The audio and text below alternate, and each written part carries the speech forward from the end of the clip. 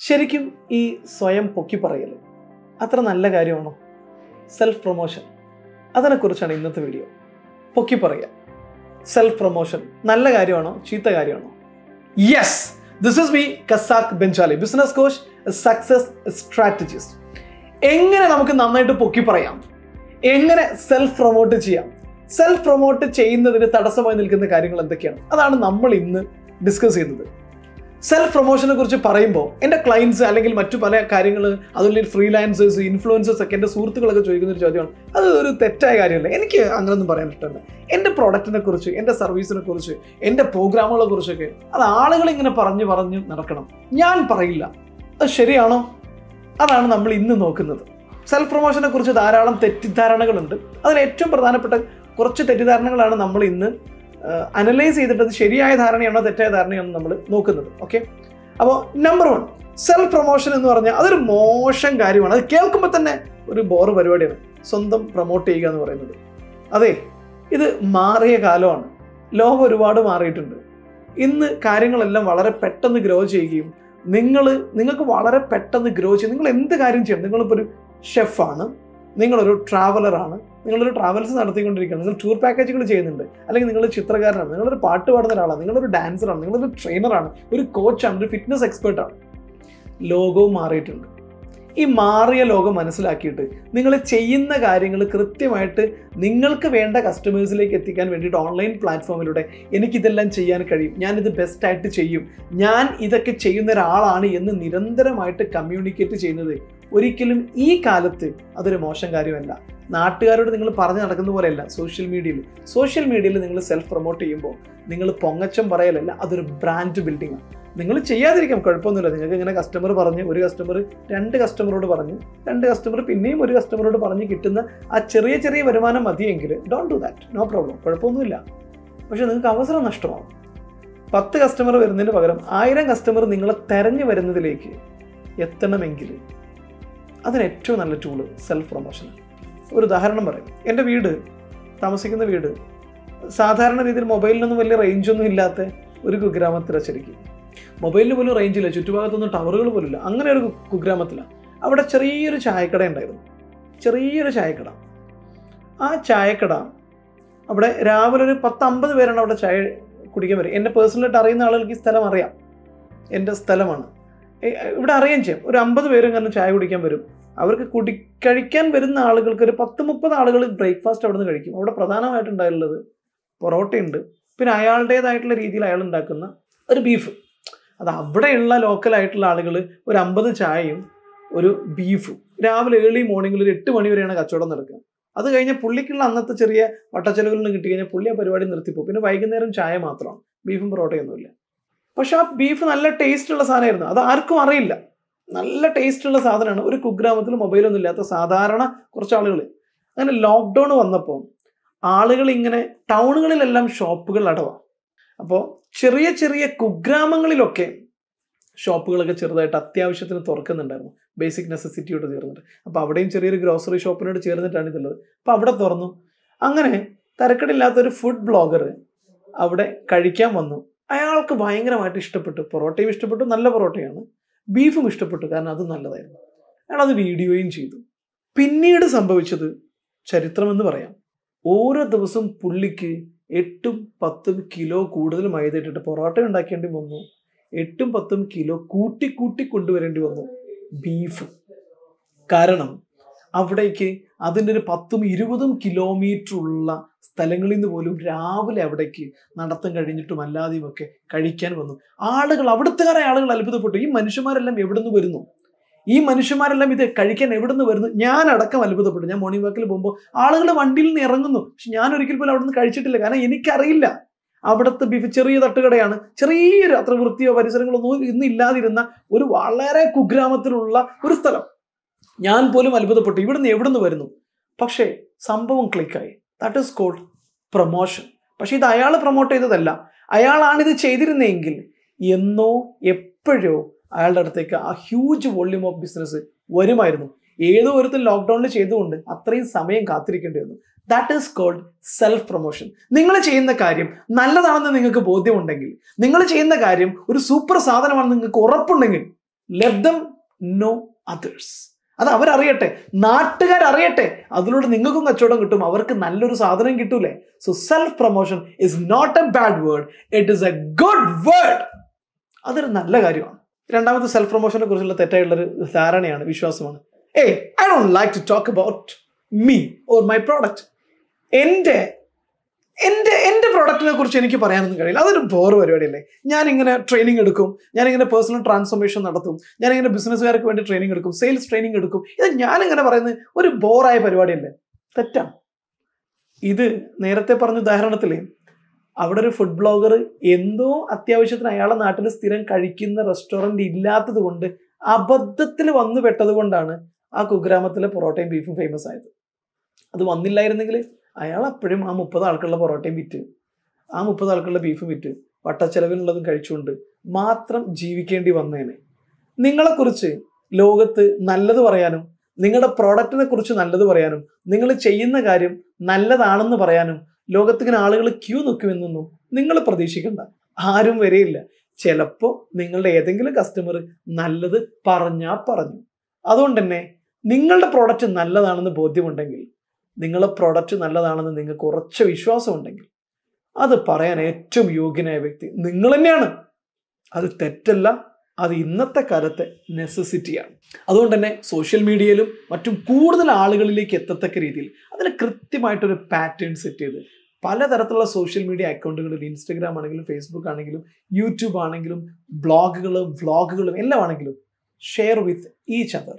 ഓരോരുത്തരിലേക്ക് നിങ്ങൾ എത്തിക്കുക. അത് നിങ്ങളുടെ ഉത്തരവാദിത്തമാണ്. അതിൽ അഭിമാനം നോക്കേണ്ട കാര്യമില്ല. നമ്പർ 3, പല ആളുകളും ക്യാമന്മാരായിട്ടുള്ള ആളുകൾ പറയുന്ന കാര്യമാണ്, ഞാൻ സോഷ്യൽ മീഡിയയിലൊന്നുമില്ല. ചില ട്രെയിനേഴ്സൊക്കെ എന്നോട് പറഞ്ഞിട്ടുണ്ട്, ഞാൻ സോഷ്യൽ മീഡിയയിലൊന്നുമില്ല, ഞാൻ യൂട്യൂബിലൊന്നുമില്ല, ഞാൻ ഫേസ്ബുക്കിലൊന്നുമില്ല. എനിക്ക് എൻ്റെ കസ്റ്റമേഴ്സ് എന്ന് പറഞ്ഞാൽ എനിക്കങ്ങനെ മറ്റുള്ളവരോട് എനിക്ക് സോഷ്യൽ മീഡിയയിലൊന്നും പറഞ്ഞിട്ടൊന്നും എനിക്ക് ട്രെയിനിങ് ഒന്നും കിട്ടണ്ട.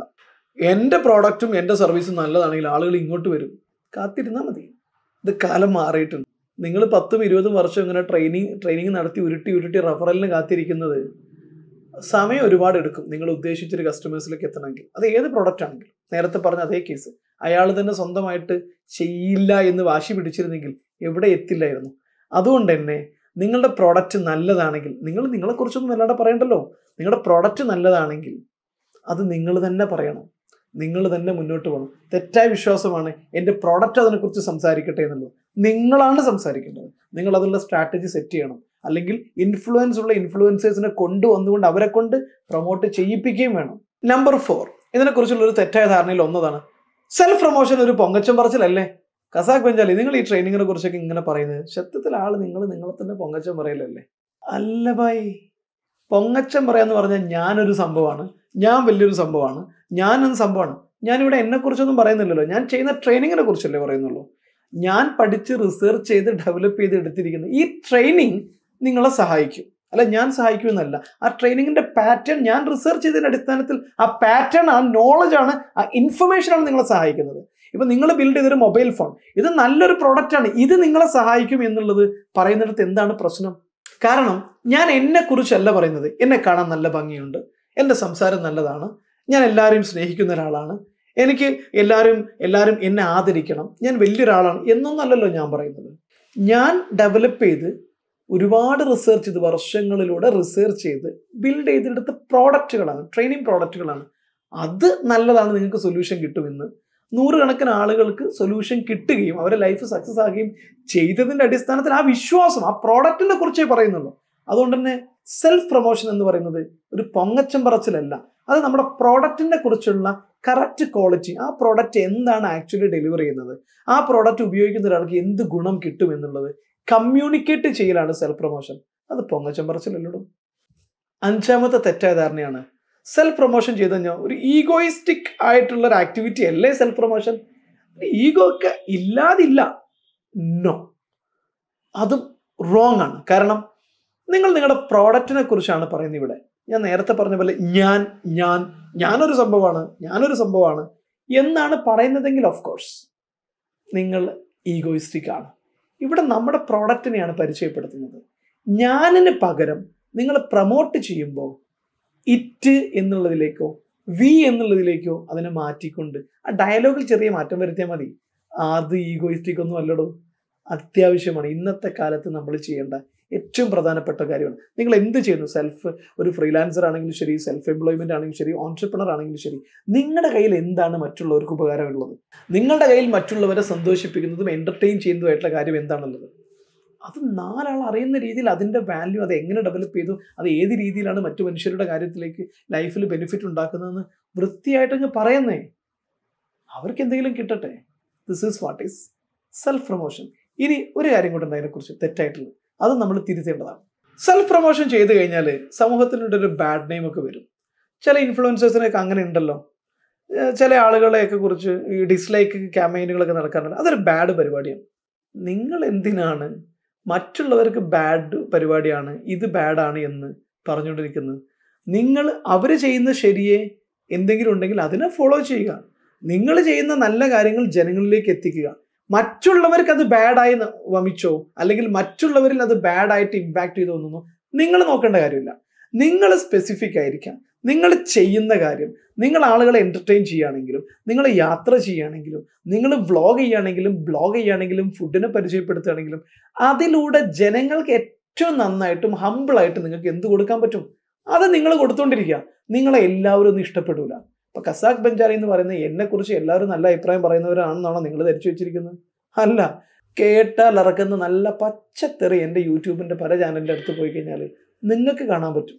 ഞാനിത് അവർക്ക് വേണ്ടി ഉണ്ടാക്കുന്നതല്ല, അവർ തെറി പറഞ്ഞുകൊണ്ടേയിരിക്കും. എന്നാൽ ഇത് ഉപകാരപ്പെടുന്ന കുറച്ച് ആളുകളുണ്ട്. ഇത് അവർ മാത്രം കണ്ടാൽ മതി. അവരുടെ ലൈഫിൽ ഇമ്പാക്റ്റ് ഉണ്ടാക്കുന്നുണ്ടെങ്കിൽ അത് ഞാൻ ഓക്കെയാണ്. തെറി പറയുന്നവർ ഇനിയിപ്പോൾ എന്ത് കൊടുത്തു കഴിഞ്ഞാലും അവർ തെറി പറയും. നിങ്ങളെ എല്ലാവരും ഒന്നും ഇഷ്ടപ്പെടില്ല. എല്ലാ ട്രെയിനർമാരെയും എല്ലാവരും ഇഷ്ടപ്പെടില്ല. എന്നെ ഇഷ്ടപ്പെടുന്ന, എൻ്റെ ശൈലി ഇഷ്ടപ്പെടുന്നവർ മാത്രമാണ് എൻ്റെ വീഡിയോ കാണുകയും എന്നെ ഇഷ്ടപ്പെടുകയും ചെയ്യുള്ളൂ. എൻ്റെ ശൈലി ഇഷ്ടമില്ലാത്തവരാണ് കൂടുതൽ. അവർക്ക് അവർ ഇഷ്ടപ്പെടുന്ന ശൈലിയിലുള്ള ആളുകൾ അവർ ഫോളോ ചെയ്യും. ഇത് ആരുടെയും കുഴപ്പമൊന്നുമല്ല. എല്ലാ നടന്മാരെയും നമുക്ക് ഇഷ്ടമാണോ?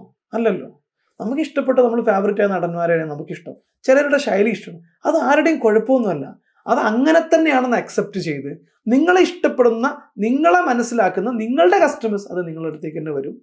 നിങ്ങളെ ഇഷ്ടപ്പെടാത്തവർ നിങ്ങളൊരു പക്ഷെ തെറി വിളിക്കും, അല്ലെങ്കിൽ നിങ്ങളുടെ അടുത്തേക്ക് വരില്ല. അത് അവരുടെ വിഷയം. നമ്മളെന്തിനത് ഏറ്റെടുക്കണം? ഇപ്പം എന്നെ എന്തൊക്കെ തെറി വിളിച്ചു കഴിഞ്ഞാലും എനിക്ക് പറ്റുന്ന, ഞാൻ മനസ്സിലാക്കിയ കാര്യങ്ങൾ യൂട്യൂബ് വീഡിയോസ് ഇട്ടുകൊണ്ടേയിരിക്കും.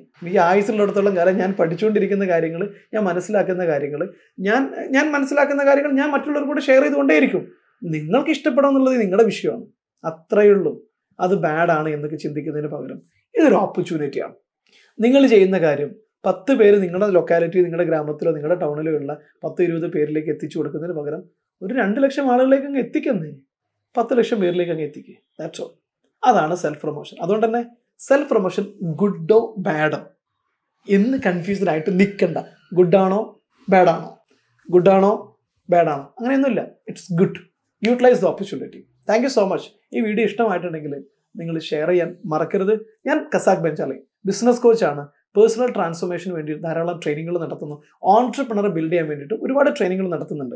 എല്ലാ ദിവസവും രാവിലെ 4:30 മണി മുതൽ 5:30 വരെ ഇന്ത്യൻ സമയവും, 4:30 മണി മുതൽ 5:30 വരെ GCC, Saudi, Kuwait, Qatar time, UAE സമയം അത് 5:30 മുതൽ 6:30 വരെയാണ്. അങ്ങനെ GCC ടൈമിലായിട്ട് 2 ബാച്ചുകളിലായിട്ട് 365 ദിവസം, അതായത് ഡിസംബർ 31 വരെ നീണ്ടു നിൽക്കുന്ന ബിസിനസ്സുകാർക്ക് വേണ്ടി മാത്രമുള്ള ട്രാൻസ്ഫോർമേഷൻ ട്രെയിനിങ് നടന്നുകൊണ്ടിരിക്കുന്നുണ്ട്. ഏത് സമയത്തും നിങ്ങൾക്ക് ജോയിൻ ചെയ്യാം.